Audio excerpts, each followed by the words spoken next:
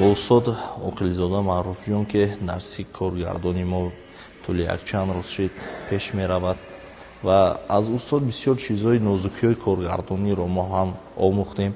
خود کلمه کارگردان کوتاه است اما کاری کارگردان وسیع است. آن مکانی که ما می رویم به جای ثبت همه طرف‌ها باید کارگردان با آن دید نگاه خود از نظر گذراند. یعنی که امروز آن نازکی هایی که خواه ما نمیدونستیم از استاد باز هم بیشتر و بیشتر به خود یک چیز آموختیم. من مهرانا شاکرова محرری اداره برنامه‌های فرهنگی و موسیقی مؤسسه دولتی تلویزیونی دوشنبه هستم. طول 7 روز می شود که با تشبث وسایط اخبار عامه در مؤسسه مذکور کورس کارگردانی در موضوع نقش کارگردانی معاصر تلویزیون در جهان معاصر جریان داشت که این کورس را متخصص ساحه دیرکتوری مؤسسه دولتی تلویزیون دوشنبه محترم عقیلی‌زاده معروفجان به ما آموختند. از رفت اشتراک در این کورس من آموختم که کارگردان کیست. شخصا برای من از همه جالبیتش در این کورس آن بود که ما در برابر درس‌های نظریوی همچنین ما اشتراک نمودیم در درس‌های عملی. همچنین باز ما به استودیوی سیاری این مؤسسه حضور آوردیم.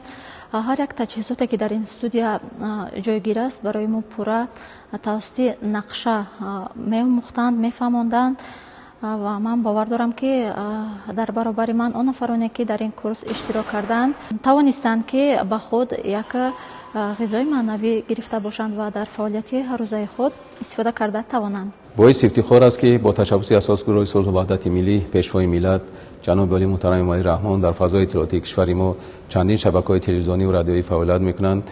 با ابتکار کمیته تلویزیون و رادیو نزد حکومت جمهوری تاجیکستان و اکادمی وسایط اخبار عامه امروز در مؤسسه دولتی تلویزیون دوشنبه کورس‌های کارگردانی تشکیل کرده شد. در این کورس‌ها کارگردان‌ها از تمام شبکه‌های تلویزیونی جمهوری تشریف آوردند. در این کورس آنها توانستند که مهارت کاری کارگردانی و کار با نواربردار، با تنظیمگر، با آرایش صحنه و با دیزاینران را آموزند و من بعد در فعالیت کاری خود این دانش و ملکه خود را استفاده برند. ما خرسند از آن هستیم که امروز جوانان ما کوشش و حرکت دارند که برای سویه دانش خود، برای تکمیل دادن هنر خود در کورس‌های اکادمی وسایط اخبار عامه تشریف می‌آورند و از تکنیک و تکنولوژی زمانوی آگاهی خود را پیدا می‌کنند.